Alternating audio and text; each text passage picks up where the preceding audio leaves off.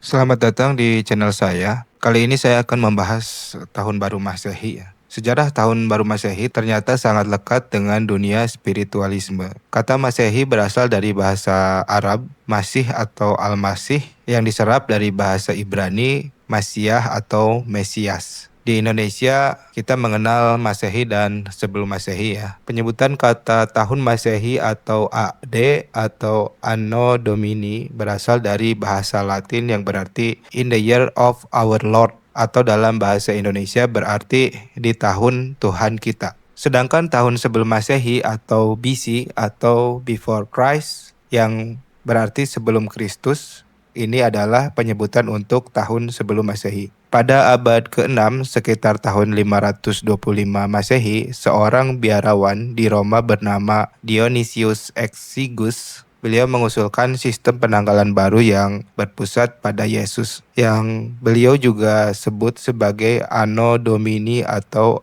AD, tahun Tuhan kita. Anehnya jika Dionysius berpatokan pada hari lahir Yesus, jika kita melihat di Wikipedia bahwa tanggal kelahiran Yesus antara 6 dan 4 sebelum Masehi, Yesus tampaknya tak lahir pada 1 Masehi. Jika mengikuti alur logika usulan Dionysius pula, seharusnya lahir pada tanggal 1 Januari atau hari pertama setiap tahun. Namun yang sekarang diperingati dan diakui adalah tanggal 25 Desember. Mengapa perubahan atau reset total sistem penanggalan bulan dan tahun ini tidak dilakukan Dionysius seperti yang dilakukan Julius Caesar yang pernah mengubah awal bulan menjadi Januari? Yang sebelumnya bulan pertama di awal tahun adalah Maret. Pada masa itu dengan alasan yang pertama adalah jadwal pelantikan pejabat konsul.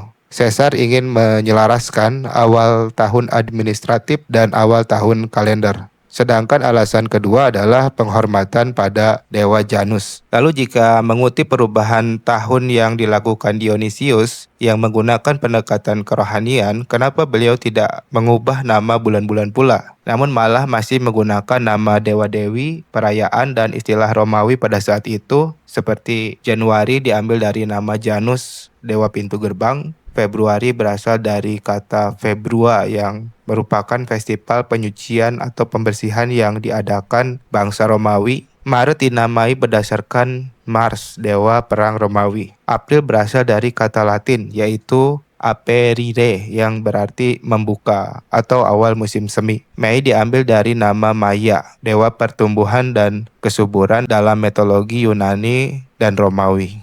Juni dinamai untuk menghormati Juno, dewi pelindung, pernikahan dan kesejahteraan wanita. Juli untuk menghormati Julius Caesar sendiri yang kebetulan lahir di bulan ini. Agustus ini merupakan penghormatan pada Kaisar pertama Romawi Agustus. September bulan ke-7, Oktober bulan ke-8, November bulan ke-9, dan Desember bulan ke-10. Lalu kenapa September, Oktober, November, Desember, bulan ke-7, 8, 9, dan 10? Bukankah seharusnya bulan ke-9, 10, 11, dan 12? Ini karena ada penambahan 2 bulan baru, yaitu Januari dan Februari. Tapi mereka lupa atau tidak mengubah nama bulan lainnya.